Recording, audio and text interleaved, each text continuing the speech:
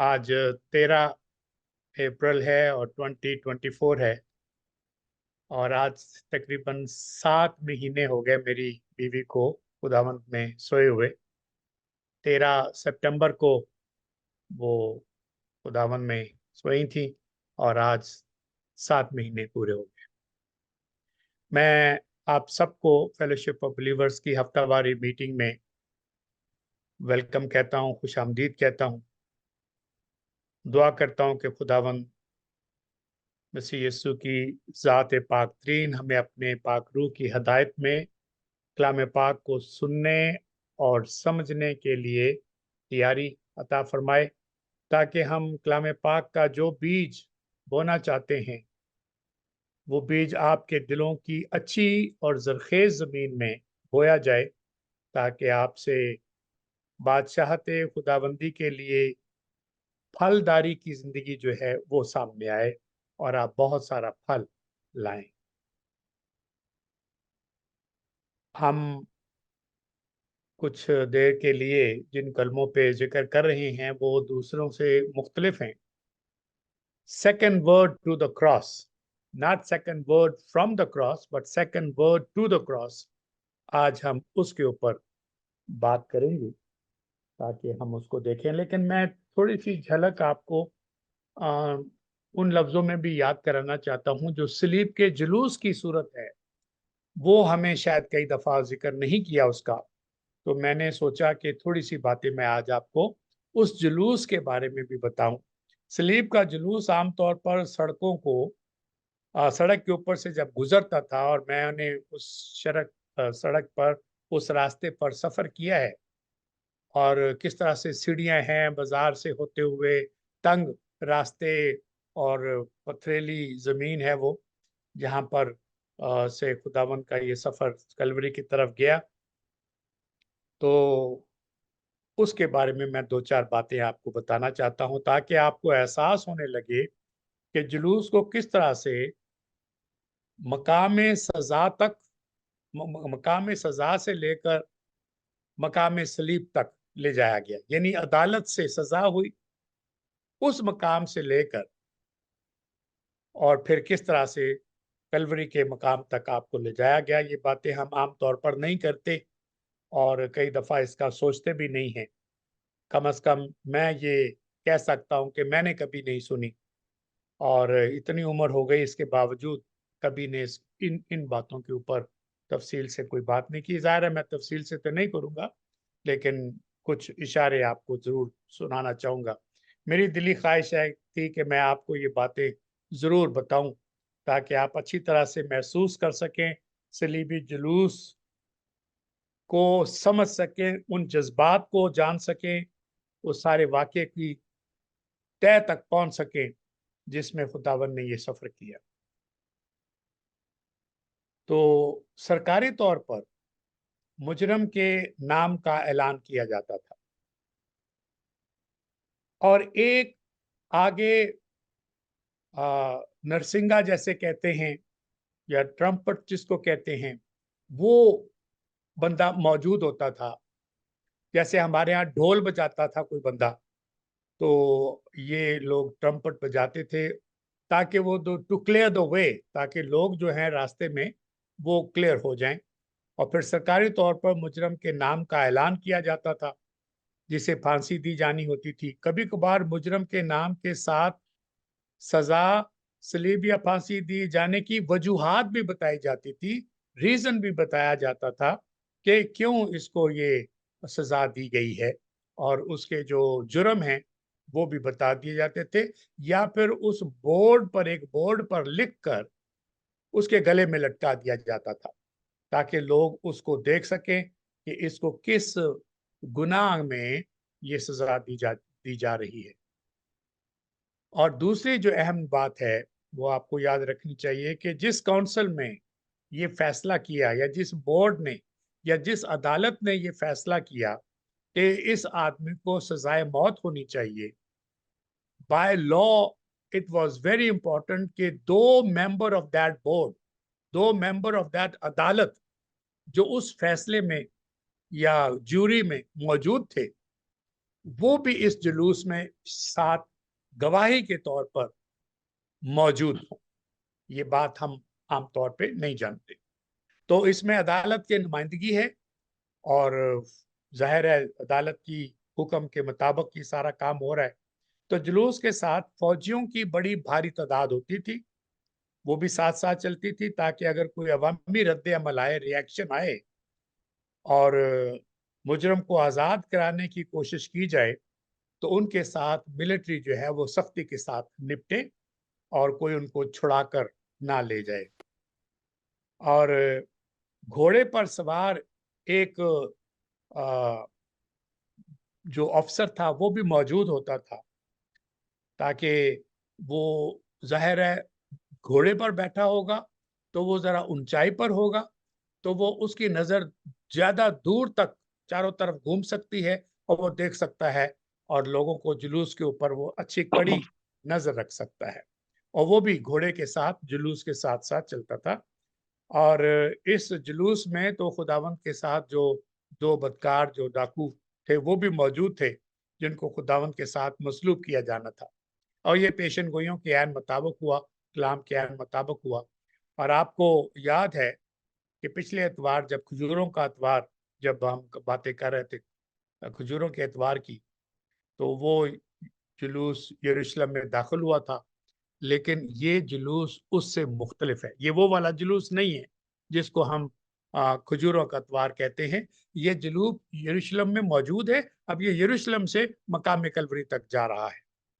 तो ये जुलूस खुदावन को किंग बादशाह के नारों से गूंज रहा था। कौन सा जुलूस? वो जुलूस जो खुदावन को यरूशलेम में दाखिल होने के लिए साथ साथ चला था। ही इज द किंग, और वो किंग के बादशाह के नारे लगा रहे थे। अब वही लोग जो खुदावन को किंग के नारों से याद कर रहे थे, they were saying no king but Caesar, no king but Caesar. अब उन्होंने नारा ही बदल लिया है और लोग नारे बदलने में देर नहीं करते। आपको ये बात अच्छी तरह पता है, लोग वफादारी में तब्दीली लाने में, नारा बदलने में कोई देर नहीं लगाते। कैसर के अलावा हमारा कोई बादशाह नहीं, no king but the Caesar. तो झूठे नारे लगा रहे थे, सियासी नारे लगा रहे थे, ये दिली नारे नहीं थे। खुदावंद अपनी पीठ और कंधों पर सलीब का पूरा वजन उठाकर जुलूस में मकाम कलवरी की तरफ जा रहे हैं।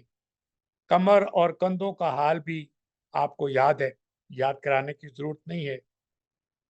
कोड़ों की मार की वजह से आपकी पीठ और आपके कंधे बुरी तरह जख्मी थे।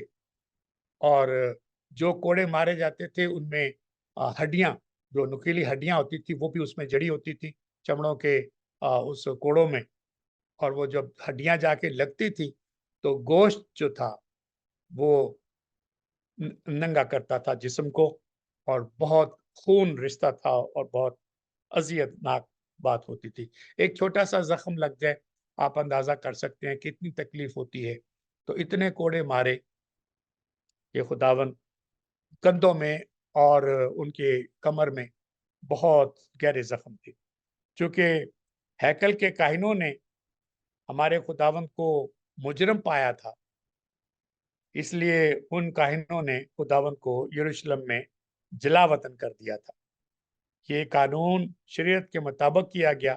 गुनाह की कुर्बानी हमेशा शहर के फाटकों के बाहर होती है, शहर की हदूद के बाहर होती है। तो मैंने पता नहीं इसका जिक्र पहले आपके साथ किया कि नहीं किया। अगर आप अहबार 16:27 पढ़ लें, ड्यूटोरॉनमी, नहीं नॉट ड्यूटोरॉनमी, व्हाट इज अहबार, लिविटिकस 16:27, तो वहां पर यह कानून आपको मिलेगा कि गुनाह की कुर्बानी जो है वो शहर के फाटक से, हदूद से, बाउंड्री लाइन से बाहर होती थी। अब मैं दो बातें आपसे कहना चाहता हूं। पहली बात शायद मैंने आपको बताई हो, अगर बताई हो तो दोबारा सुन लीजिए, मुझे अब याद नहीं आ रहा। खुदावन को बिल्कुल कपड़ों उतार दिए गए और आपको नंगा कर दिया गया। एक बात तो नंगा करने की वजह यह है कि आपको शर्म दिलानी थी। आप अपने आप को खुदा का बेटा कहते थे, आपने बहुत सारे मौजज़ात किए, आपने ऐसी कुदरत दिखाई, लोगों के गुनाह तक माफ किए और बहुत ऐसे वो काम किए जिसके लोग देखकर दंग रह जाते थे। मौज़ों का जिक्र करने की जरूरत नहीं है, आप सब उनसे वाकिफ हैं। खुदावन ने क्या क्या मौजज़ात किए, तो उन कामों को नीचा दिखाने के लिए कि तुम ये करते हो, तुम वो करते हो, हम जानते हैं, इसलिए आपको नंगा कर दिया। लेकिन दूसरी वजह ये थी, आपके कपड़े बड़े कीमती थे। बहुत सारे हमारे जो क्रिश्चियन थिंकर हैं और कलाम के जानने वाले हैं, उन्होंने अपनी कमेंट्रीज में इसका बड़ा तफसील के साथ जिक्र किया है कि खुदावंद के जो कपड़े थे वो कीमती कपड़े थे। आप हैरान होंगे कि इतने सादा आदमी, इतनी सादा जिंदगी, कपड़े कीमती कीमती कैसे हो गए? ये सोचने की बात है। माँ की मोहब्बत अपनी औलाद के लिए तो बहुत ही होती है। तो मुझे ऐसे लगता है कि जैसे खुदावंद के इन दिनों में जो कपड़े थे, वो खुसूसी तौर पर माँ ने तैयार किए होंगे और ये माँ के हाथ से सिले हुए कपड़े पहने थे, तो उनकी नज़र ये थी कि हम इस पे कुरा डालेंगे, इसके टुकड़े नहीं करेंगे। अनसीन अनसिला हुआ कपड़ा था, तो उस वजह से। तीसरी वजह ये है कि कलाम पाक में ज़बूर की 22वें ज़बूर में पेशेनगोई मौजूद है कि उन्होंने मेरे कपड़ों पर कुरा डाला। और वो भी आप पेशेनगोई अच्छी तरह से जानते हैं, 22 ज़बूर पढ़ लीजिएगा, आपको पता चलेगा। लेकिन जो वजह शायद आपने नहीं सुनी, मैं उसकी तरफ आपकी तवज्जो कराना चाहता हूं। अब जरा तवज्जो के साथ सुनिए कि क्यों आपके जिस्म को इस तरह से नंगा कर दिया गया। क्योंकि हमारी पहचान, हमारी नेशनैलिटी की पहचान, हमारी बिलोंगिंग की पहचान हमारे लिबास से होती है। मसलन आप इंग्लैंड में हो, कनाडा, अमेरिका में हो, दुबई में हो, किसी भी गैर मुल्क में हो, अपने मुल्क के अलावा, तो अगर आपको वहां पर शलवार कमीज वाला कोई बंदा या औरत मिले, या साड़ी वाली कोई औरत दिखाई दे, या एक बड़ी लंबी दाढ़ी और एक पगड़ी के साथ बंदा मिले, आप फौरन पहचान जाते हैं ये सिख है, ये हिंदू है, ये मुसलमान। और आपको उनके मुल्क का भी अंदाजा तकरीबन हो जाता है कि ये फला मुल्क से होंगे। तो खुदावन की पहचान कपड़ों में थी, लिबास में थी। दे रिमूव दैट पहचान। जो जूइश कपड़े आपने पहने थे, वो कपड़े उतार दिए गए। He is no longer recognize as a Jew. दूसरी बात, अब आपको सिटी लिमिट से बाहर ले जाया गया है। You are no longer in the holy land as such, you are outside the boundaries. तो अब आपकी जो नेशनैलिटी है वो भी आपसे छिन गई है, क्योंकि you are no longer belonging to that territory. So you're out of territory, you're out of cloth, and you're out of your recognition as a Jew. Now he is a universal man, not a Jewish man, but a universal man. From my point of view, this is one of the highest recognition that he was the savior of the world. और आपकी पहचान इस तरीके से हुई है। तो खुदावन की जात पाक जो दरअसल गुनाह की कुर्बानी, सिन ऑफरिंग, हतमी कुर्बानी जो पेश करनी थी, वो शहर की हदूद से बाहर की। ही इज खुदा का बर्रा, जो दुनिया के गुनाह उठा ले जाता है। This is the sin offering that he is going to represent, but this was outside the city limit according to the scripture. मुकद्दस पौलुस रसूल इसी लम्हे को याद करके ये बात लिखते हैं कि इसी वक्त से यरूशलेम शहर ने अजमत के लिए अपने दावे को खो दिया और उसकी जगह, यरूशलेम की जगह आसमान के यरूशलेम ने ले ली। The Jerusalem lost its greatness. Christ is no longer in that hudud. And now, Ibraniyon 13, chapter 12 to 14 पढ़ लीजिएगा. Hebrew, chapter 13, verse 12 to 14. क्या खूबसूरत बात है यहाँ पर. इसीलिए खुदावंद यीशु ने उम्मत को खुद अपने खून से पाक करने के लिए दरवाजे के बाहर दुख उठाए, यानी बाउंड्री से बाहर दुख. पास आओ, ये दावत है. पास आओ, खुदावंद की जिल्लत को अपने ऊपर लिए हुए खैमागाह से बाहर खुदा के पास चले. खैमागाह से बाहर खुदा के पास चले, क्योंकि यहां हमारा कोई कायम रहने वाला शहर नहीं है, बल्कि हम आने वाले शहर की तलाश में. ये वो आयत है जो मैं आपको याद कराना चाहता हूं कि हमारा अब कोई यरूशलेम नहीं रहा. हम आने वाले नए यरूशलेम की तलाश में हैं. और ये कलाम में आप बात आई है और आपने पौलुस रसूल की जुबान से इस आयत को सुना है. Everlasting city, that city is one day to be. उसकी बात हो रही है. तो यशायाह नबी की किताब का एक जुमला भी आपको याद करा देता हूं. हमें एक बेटा बख्शा गया है, सल्तनत उसके कंधे पर होगी. यशायाह chapter 9 verse 6.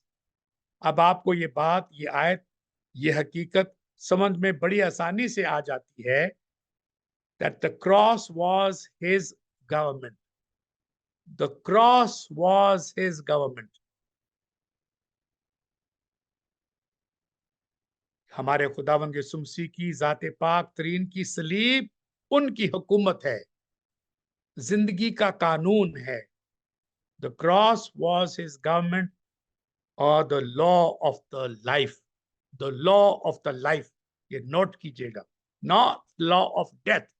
Even though there was a death on the cross, but it's not life.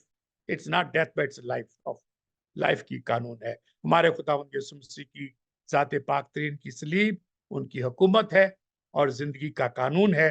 इसीलिए फरमाया कि जो कोई मेरा शागिर्द बनना चाहता है उसे उसकी अपनी सलीब उठानी चाहिए, और फरमाया कि तब वो मेरी पैरवाई करे. तो ये चूंकि बहुत अहम जुमले हैं और हम चूंकि खुदावंद के शागिर्द हैं, वी आर हिज डिसाइपल, तो we need to remember the cross in a very special way.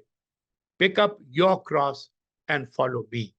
That is the invitation that I wanted to remind you. और आइए अब दूसरे word to the cross की तरफ तवज्जो करें. I want to read this text from Gospel according to Luke, chapter 23. I will read from 39, verse 39. Chapter 23 of Luke, verse 39. I will read till 43, even though I'm not going to talk. There are two kalmas there, but one is to the cross and one is from the cross. So I'm going to talk about the kalma which is to the cross. फिर जो बदकार सलीब पर लटकाए गए थे, उनमें से एक उसे यूं ताना देने लगा, क्या तू मसीह नहीं? तू अपने आप को और हमको बचा. मगर दूसरे ने उसे झिड़क कर जवाब दिया, क्या तू खुदा से भी नहीं डरता? हालांकि उसी सजा में गिरफ्तार है, और हमारी सजा तो वाजिबी है, क्योंकि अपने कामों का बदला पा रहे हैं. लेकिन इसने कोई बेजा काम नहीं किया था. फिर उसने कहा, ए यीशु, जब तू अपनी बादशाही में आए तो मुझे याद करना. उसने उससे कहा, मैं तुझसे सच कहता हूं, आज ही तू मेरे साथ फरदौस में होगा. तो यहाँ पर दो कलमों की तलावत हुई है, लेकिन हम एक ही कलमे पर बात करेंगे. एंड द कलमा which is to the cross. आप अहम बात जो है वो क्या है? कभी भी बहुत अच्छे या बहुत बुरे होने की जगह दुनिया नहीं है। The world has room only for the ordinary. World has room only for the ordinary, never the very good और the very bad. World has room only for the ordinary. Simple है, तर्जमे की जरूरत नहीं है। कभी भी बहुत अच्छे या बहुत बुरे, इन दोनों के लिए जगह नहीं होती। अच्छाई बदनामी है और बुराई खलल है। सोचिएगा इसके ऊपर। अच्छाई बदनामी है और बदनामी खलल है। इसलिए मकामे कलवरी पर नेकी को दो बदकारों के दरमियान मसलूब किया गया है। नेकी को दो बदकारों के दरमियान में मसलूब किया गया है। तो अच्छा भी मौजूद है और बहुत अच्छा, और बदकार भी मौजूद है, लेकिन एक ही लाइन में है खड़े हुए या स्लीप पर लटकाए हुए। यही इसकी असल हकीकत है। नकारा और नकारा लोगों में खुदावन सलीब पर दिए जाने के बावजूद सही मकाम पर सही आदमी है। सही मकाम पर सही आदमी है। ये समझने के लिए बहुत अहम जुमला है। मैंने इसको अपने फेसबुक पे भी लिखा। पता नहीं लोगों को समझ में आया कि नहीं, क्योंकि जब स्याको सबाक नहीं होगा तो समझना मुश्किल है कि खुदावन सलीब पर होने के बावजूद, मुजरम करार दिए जाने के बावजूद सही जगह पर सही आदमी, जिसने फरमाया था कि वो रात को चोर की तरह आएगा, वो चोरों के दरमियान मौजूद है। I will come like a thief, not that I am a thief, but come like a thief. जैसे वो रात को आता है, अंधेरे में आता है, जब किसी को खबर नहीं होती। तो ये इसका मतलब आप मुझसे बेहतर जानते हैं। तो ही सेड कि मैं चोर की तरह आऊंगा और चोरों के दरमियान मौजूद है दुनिया के सामने। सलीब जो तबीब है, सलीब का तबीब, सलीब का डॉक्टर, हकीम, हकीमों का हकीम, डॉक्टरों का डॉक्टर, जिसने बेशुमार लोगों को शिफा दी, वो तबीब, वो डॉक्टर इन दो के दरमियान मौजूद है। नजात दहिंदा गैर नजात याफ्ता लोगों के दरमियान मौजूद। अच्छा चोर जिसे खुदावन ने छू लिया था, अब सलीब पर मौजूद नजात दहिंदा से बातें करता है। और जो खुदावन को नहीं पहचान सका और उसका दिल और दिमाग अभी भी अपनी बुराइयों में जकड़ा हुआ है और नफरत से भरा हुआ है, दिल नरम नहीं हुआ, वो खुदावन को ताने देता है और ताने देकर कहता है, come down from the cross, save yourself and save us. ये अपील है या ये ताना है? If you are son of, आप जरा नोट करें, पिछला कलमा जो हमने सलीब के बारे में राहगीरों ने कहा था, वो भी कुछ यही कह रहे थे कि अगर तू खुदा का बेटा है। मैंने आपको याद कराया था, शैतान ने भी यही कहा था, अगर तू खुदा का बेटा है अपने आप को नीचे गिरा दे। यही परेशानी है। The power of darkness has the same problem today. If you are son of, सवाल नहीं बदला, ताना नहीं बदला, वैसा का वैसा मौजूद है। लेकिन जो अच्छा डाकू है, जो खुदावंद के पहले कलमे से मैं सोचता हूं मुतासर हुआ है, ये कैसे मुमकिन है इस जख्मी हालत का बंदा जो अपनी सलीब भी पूरे तौर पर नहीं उठा पाए, उसे सख्त रास्ते से बार बार गिर रहे थे, और एक अजनबी ने सलीब उठाई और मंजिल मकाम तक लेकर आए। वो जात पाक पहला कलमा क्या कहती है कि अपने सताने वालों को, अपने सलीब देने वालों को, अपने मुजरम करार देने वालों के लिए दुआए कलमाए बरकत का इस्तेमाल करते हैं कि अब आप इनको माफ करके, ये नहीं जानते। ये जुमले उसने पहले कभी सुने नहीं हैं सलीब के ऊपर से, क्योंकि लोग उस वक्त सख्त किस्म की जुबान इस्तेमाल करते थे और गालियां देते थे और बुरी बुरी बातें करते थे, क्योंकि उनको पता था कि हमने तो मर जाना है, ये अब हमारा क्या बिगाड़ सकते हैं। तो बहुत लान तान करते थे सजा देने वालों को। खुदावन ने अपने मसीहा होने का अमली सबूत दिया है कि जो सलीब पर था, ये वही है जो सर्मन ऑन द माउंट में ये फरमाते हैं कि अपने दुश्मनों से प्यार करो, जो तुम्हें सताते हैं उनके लिए बरकत चाहो, लानत ना करो, बरकत चाहो। तो जो पहाड़ी पर वाज देते हैं, ये जात पाक वही है वाज देने वाली।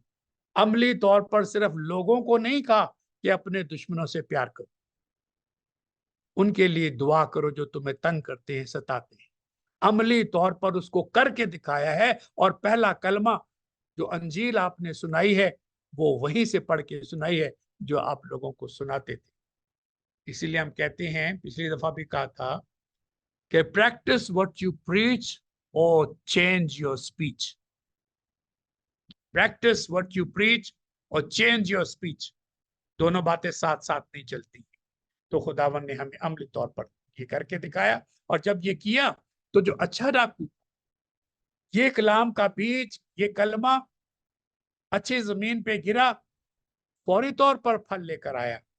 कैसे? उसने दूसरे डाकू को झिड़का, अपने साथी को झिड़का और कहा कि तुम्हें तमीज नहीं है, खुदा से भी नहीं डरते, हालांकि उसी सजा में गिरफ्तार हो। हमारी सजा तो वाजबी है, लेकिन ये तो बेकसूर है। अब इससे हमें दिमाग की खिड़कियां खोल लेनी चाहिए। ये दोनों यहूदी हैं, मुझे कैसे पता ये दोनों यहूदी हैं? भैया आपने सुना नहीं?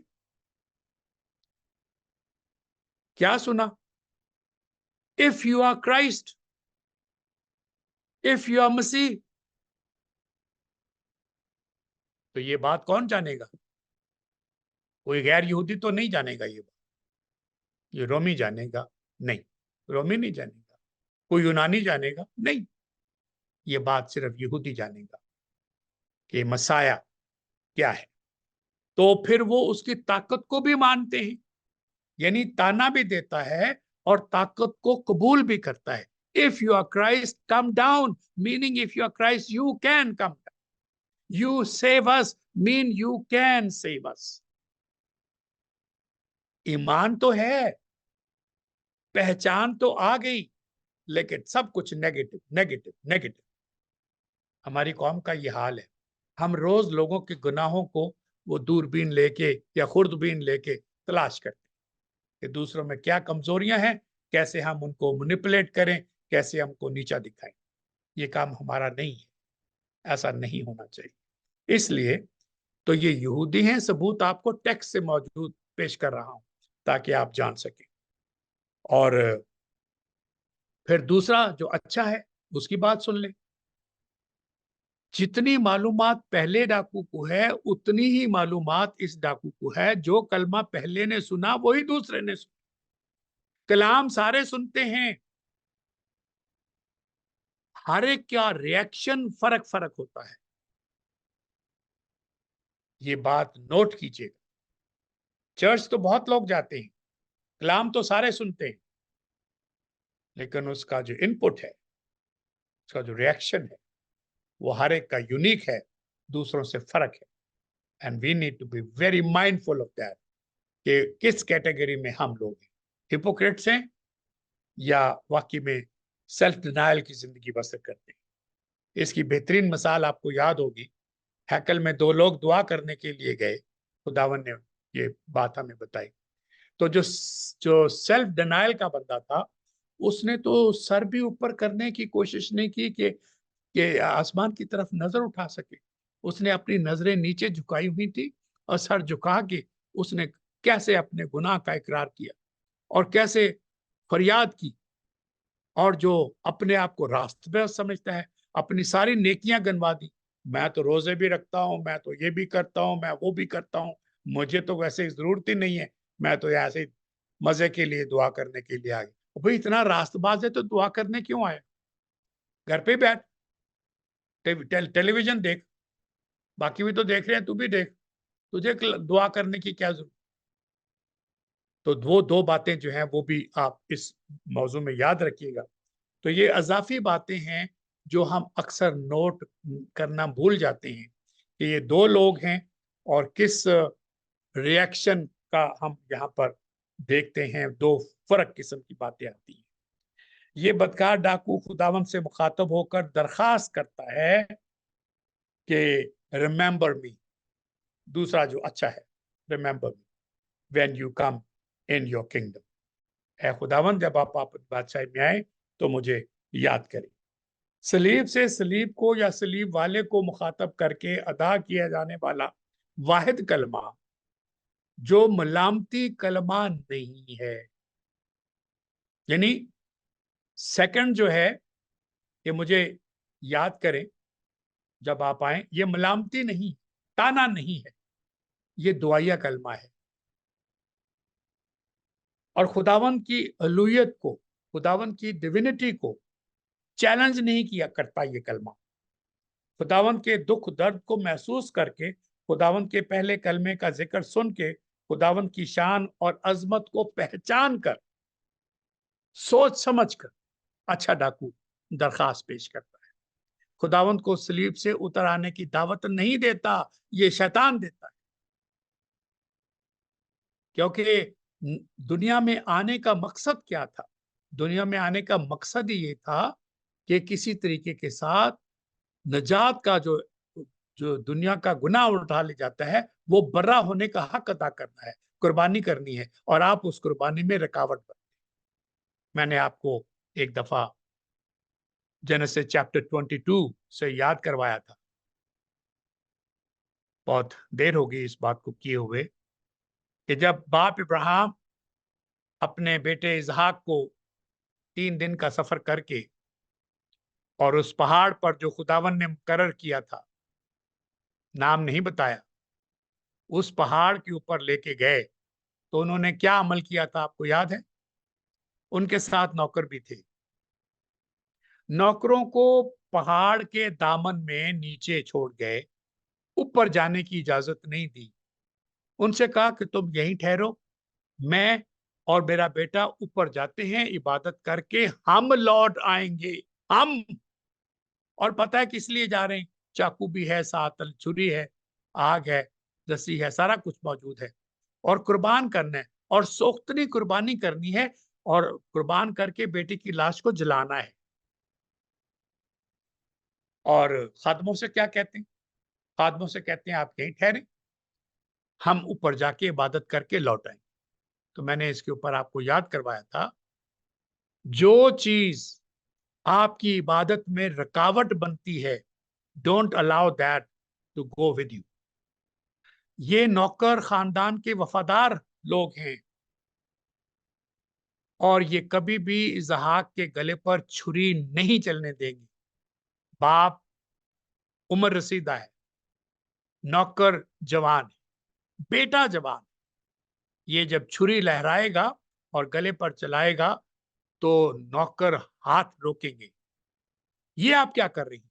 ये क्या बात है? ये कैसी बात है? ये क्यों आप अपने बेटे को कुर्बान कर रही हैं? तो ये बात बाप जानता है, ये मेरी इबादत में रुकावट का सबब बन जाएंगे, इसलिए तुम यहीं ठहरो, मेरे साथ इबादत नहीं कर सकते। मेरा ईमान जिस लेवल पर है, तुम्हारा ईमान उस लेवल पर नहीं। तो मेरा आपसे सवाल ये है, when you go for worship, or when you are worshiping, doesn't mean you have to go somewhere to worship. You can do that too. But when you are in worship, Do you remember what hinders your worship? कौन सी चीज आपकी राह में रुकावट बनती है? Are you wise enough to leave those things at the foot of the hill so you can freely worship? We never think about that. हम अपनी आजमाइशें अपने साथ लेके चलते। मैंने लोगों को इबादत से उठते हुए देखा है, क्योंकि वो अपनी जो हिंडन जो बन सकती थी चीज, वो उन्होंने गले में डाली हुई है, हाथ में पकड़ी हुई है। मैंने लोगों के फोन बजते देखे हैं, फोन उठा के बाहर निकल जाते हैं। They will never put it off. तो don't you understand what will hinder your worship? कौन सी चीज आपकी इबादत में रुकावट बनेगी? तो इस वजह से पहचान करके, सोच समझकर, पैगाम को सुनकर, उस पर अमल करके दरियाफ्त दरखास्त करता है कि ऐ बादशाह, जब आप अपनी बादशाह में आए तो मुझे जरूर याद करें। मैंने एक दफा पहले भी इसका जिक्र किया, दोबारा करता हूं। मैंने कहा था कि ये मोहब्बत के जुमले हैं, वैसे मुझसे आयत का रेफरेंस ना पूछ लीजिएगा कि ये कहाँ लिखा है। ये लिखा कहीं नहीं है। ये अकीदत की बात है, ये मोहब्बत की बात है, ये शायरी की बात है, ये लगन की बात है कि जब इस दूसरे डाकू ने ये जुमले सुने खुदावंद के पहले कलमे को, और साथ ही साथ रिकग्निशन हो गई कि मेरे साथी ने बदतमीजी की है, उसको डांटा, और फिर अपनी सजा को वाजिबी करार दिया, अपने गुनाह का इतराफ किया।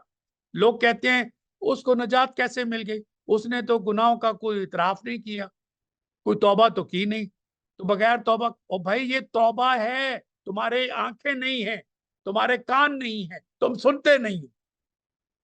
उसने कहा हमारी ये सजा वाजिबी है, हम तो अपने किए का पा रहे हैं, ये तो बेगुनाह है। क्या ये माफी का कलमा नहीं है?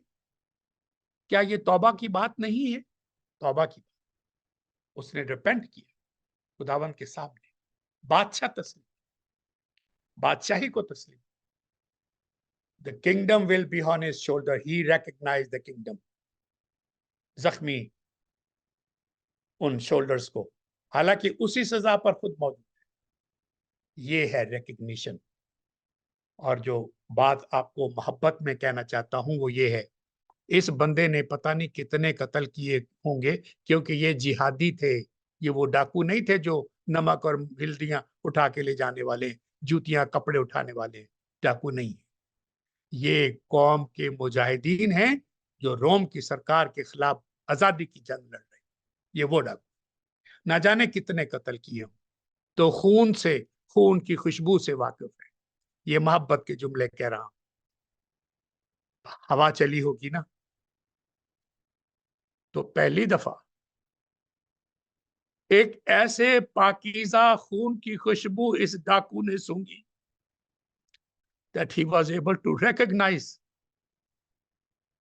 this is a royal blood, this is the blood of the innocent, this is the blood of Messiah.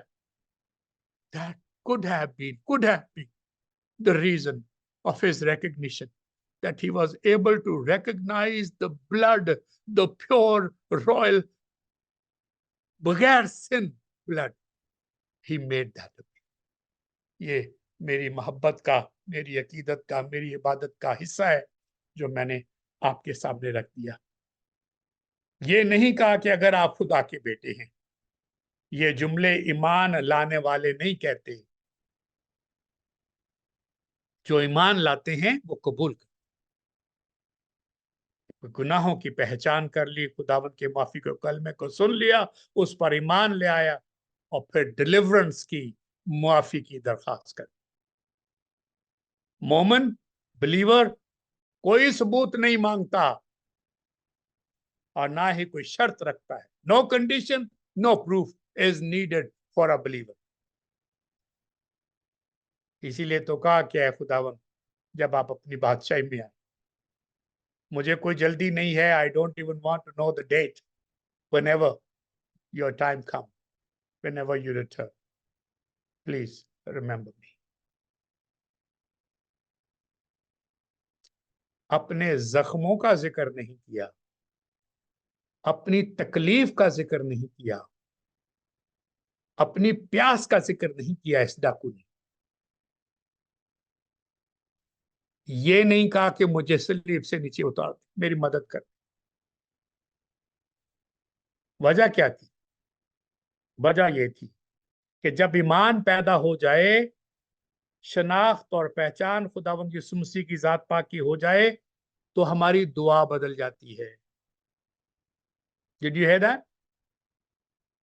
When you are strong in the faith, when you come to recognize who the Lord Jesus is, your prayer will change. आपकी दुआ बदल जाएगी, दरखास्त बदल जाती है। क्योंकि यह अच्छा डाकू जान चुका था कि दरमियानी सलीब पर एक पाक जात है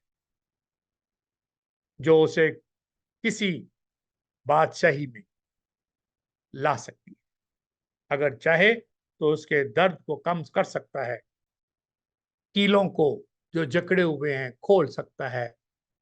क्योंकि सिर्फ कहना ही है, जो ये कहता है कि लेट दे बी लाइट, और सूरज जन्म लेता है, सितारे जन्म लेते, चांद जन्म लेता है। हम तो उसकी वसत को नहीं जानते। हमारी जैसी कई जमीनें चांद के अंदर आ जाए, इतना बड़ा। और कैसे आया? Let there be light. कौन से उसने फैक्ट्री बनाई? कौन सी लेबोरेटरी में जाके कितने साल लगाए सूरज को बनाने की, एक्सरसाइज की, कितने तजर्बे किए, फिर कितने फेल हुए? कुछ भी नहीं। Let there be light and there was light. खुदावंत की जुबान मुबारक से निकलता कि निकल जाए और वो जमीन पे आ जाए, आसानी से हो सकता। शैतान ने आखिरी वक्त तक, मिनिस्ट्री के शुरू होने से पहले, अगर तू खुदा का बेटा है, चैलेंज करता रहा। इसी तरह के उसके चेले चैलेंज करते रहे, सेम लैंग्वेज इस्तेमाल करती रही। लेकिन जिसमें ईमान पैदा हो गया, he never said come down from the cross. तो जब ईमान पैदा हो जाए, मैं रिपीट कर रहा हूं, जब ईमान पैदा हो जाए, दुआ बदल जाती है, दरखास्त बदल जाती है। क्योंकि अच्छा डाकू जान चुका था कि दरमियानी सलीब पर कौन है। मैं यहीं पर इसको खत्म करता हूं, क्योंकि 5 मिनट नहीं, अभी 10 मिनट हैं 10 बजने में, अगर आपकी इजाजत हो। तो आपको ये बात याद कराना चाहता था कि मकाम में कलवरी की सलीब के इर्द गिर्द हर तरह का रद्द अमल इस अकीदे की नफी कर रहा था। जिस अकीदे का, जिस ईमान का इजहार इस दूसरे डाकू ने किया है। कौन से अकीदे की नफी करता था? जो अकीदा अच्छा चोर जाहिर कर रहा है, उस अकीदे की बात कर रहा हूं। फिर भी जब दूसरों ने कुफर के कलमात कहे, तो ये दूसरा डाकू यकीन के, ईमान के अल्फाज इस्तेमाल करता है। बादशाह की पहचान हो गई, बादशाहत का यकीन। इसी बदकार डाकू ने किससे क्या दरखास्त कर दी? डाकू को ये यकीन भी हो गया था कि ये बादशाह की बादशाही इस दुनिया की नहीं है। यह अहम नुक्ता है। यानी इस डाकू में ईमान इतना आ गया, एक कलमा सुनकर, कि ये जो बादशाहत है, इस बादशाह की जो सलीब पर है, इसकी बादशाहत इस दुनिया की नहीं है। कैसे? जब तू अपनी बादशाही में आए, यानी बादशाहत यहां की नहीं है। जब तू अपनी बादशाही में,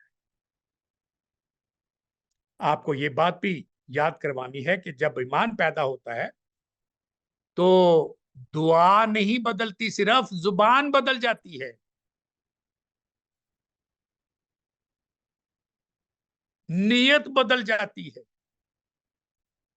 तीसरी बात सुनिए, जरूरत बदल जाती है। स्लीब से नीचे उतरने की ख्वाहिश नहीं रहती। He has no desire to come down from the cross.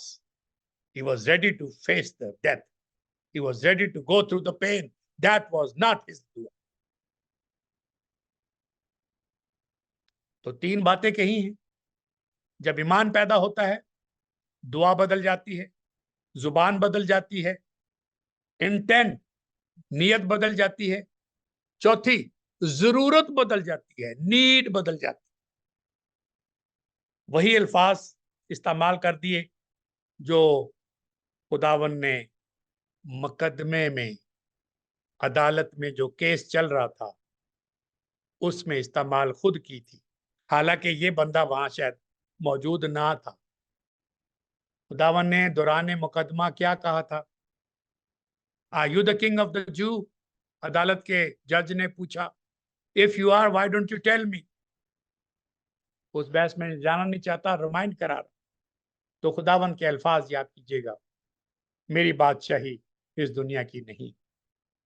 अगर मेरी बादशाही दुनिया की होती तो मेरे खादम, मेरे मुजाहिदीन वो लड़ते ताकि मैं यहूदियों के हवाले ना किया जाए। जॉन 18 वर्स 36 पढ़ लीजिए। John 18 verse 36, my kingdom is not of this world. तो तवज्जो फरमाइए, सलीब पर बादशाही का कोई जाहिरी निशान नहीं था। खुदावंद दोनों के दरमियान हम आहंग शराइत पर मौजूद थे। इस सलीब पर मरने वाले अच्छे डाकू ने एक अहम राज जो है वो जान लिया है, समझ लिया है। और वो क्या राज था? किसी को याद है? अभी बताया क्या राज था? बहुत गहरा राज था। सोचिए, डेथ बेड के ऊपर बातचीत अपनी जात की वाहिद बातचीत होती है जो आदमी अपने बारे में करता है। आप अंजील पढ़ते हैं, डेथ बेड का के ऊपर कई लोगों से वास्ता पड़ा होगा, लेकिन इस डेथ बेड की बातचीत पहले और बाद में आपने कभी नहीं सुनी। डेथ बेड पर ऐसा जुमला, लोग तो जीने की दुआ मांगते हैं, मुआफी की दुआ कि हमारी जिंदगी थोड़ी और बढ़ा दे। अभी मैंने टिकटॉक काफी देखने और बहुत सारे काम हैं जो मैंने अपने फोन पे करने हैं, लेकिन ये कैसी दुआ है? मुझे याद रखिए, खुदा ने अपनी सलीब देने वालों को जो माफी पेश की थी, वही माफी इस डाकू को भी दी जा सकती थी। यह अहम नुक्ता है। जो खुदावन ने अपने पहले कलमे में अपने दुख देने वालों को मुआफी दी थी, वही मुआफी इस डाकू को दी जा सकती थी। ना तो डाकू ने उस मलामत की कोई बात को समझने की ज्यादा तवज्जो दी, इसलिए कि डाकू का दिल पहले से कुचला हुआ था और टूटा हुआ था, वो तैयार था इसको समझने के लिए। ये वाहिद कलमा है जो सलीब से सलीब पर अदा किया गया, जिसका फौरन जवाब मिल गया है। फौरन, उसी वक्त, देर किए बगैर जन्नत का वादा कर दिया गया। सिर्फ याद रखने की दरखास्त की है, जब भी हो, जब भी आप दोबारा आए अपनी बादशाहत में, मुझे याद रखिए। खुदावन ने उस दरखास्त को, उसके कम कहे को ज्यादा समझ लिया। हम लंबी लंबी दुआएं करते हैं, लंबी लंबी। ओ भाई, लंबी दुआ करनी है, आप अपने घर में जाओ, दरवाजा बंद करो, सोने से पहले 6 घंटे दुआ करनी। लेकिन यहां पर आपको दुआ करने के लिए कहा गया, कलाम सुनाने के लिए नहीं कहा गया। आपने देखा होगा कुछ लोगों को, आप अगर गिरजे में कहें ना कि फला आदमी दुआ करेगा, वो दुआ कम करता है, कलाम ज्यादा सुना।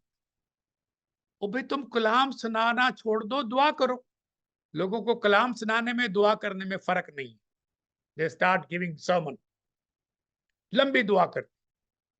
Always when you pray in public, always be very specific and pray very short prayer. लंबी दुआएं करनी है, प्राइवेसी में जितनी मर्जी करो, पूरी रात करो, पूरा दिन करो, कोई मसला नहीं। Whenever you pray in public, always offer a short prayer, to the point, very brief, ताकि वो बात सुनने में अच्छी लगे लोगों को और लोग उन लफ्जों के ऊपर गौर करें।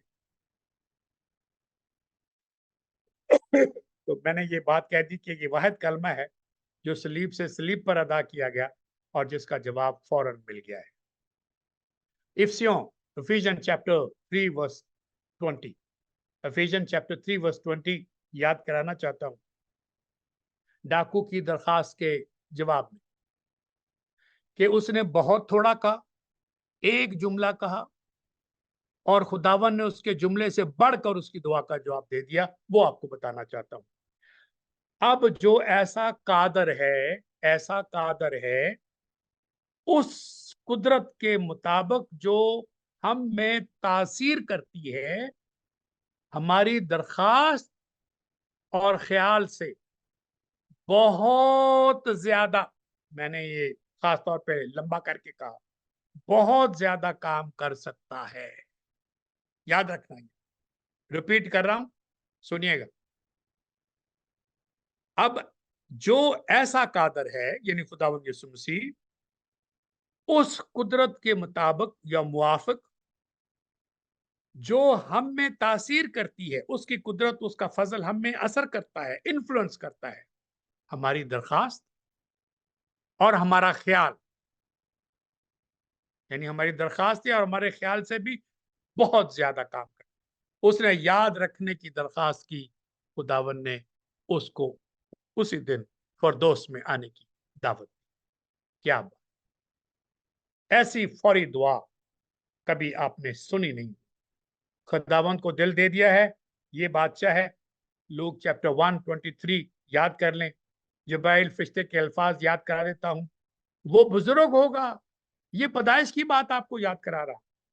वो बुजुर्ग होगा, खुदा ताला का बेटा कहलाएगा, और खुदावंद खुदा उसके बाप दाऊद का तख्त उसे देगा, और वह याकूब के घराने पर अब तक बादशाही करेगा। उसकी बादशाही का आखिर नहीं होगा, चाहे सलीब दे दो, चाहे कब्र में उतार दो, वो फिर भी तीसरे दिन जी उठेगा, क्योंकि वो अबदी बुजुर्ग है।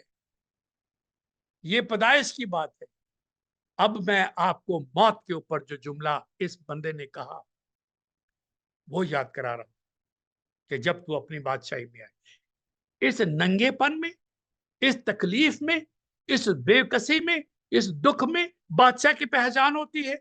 ये ईमान पैदा करती है, ये अंदर से आती है। हम सेल्फी बड़े लोगों के साथ लेते हैं, गरीब आदमी को तो कोई ठुडे मारने से बाज नहीं आता। मेरे साथ सेल्फी कौन लेगा? वो बड़े लोगों के साथ, जिनसे जिनकी उनकी चमचागिरी करके कुछ उनको मिल सकता है। मुझसे क्या मिलेगा? कलाम मिलेगा। कलाम को वो जानने नहीं चाहते। तो इस बात को याद रखते हुए ये कलमात खास, कलमात बरकत आपके लिए पेश कर रहा हूं। आखिर में कलीसिया में जो खुदावंद यीशु मसीह में पुश्त दर पुश्त और अब्दुलाबाद हमारे खुदावंद यीशु मसीह की जाते पाक और बेअब सुल्तान कलवरी की हमद व सताइश और तमजीद अब्दुलाबाद होती रही। आमीन।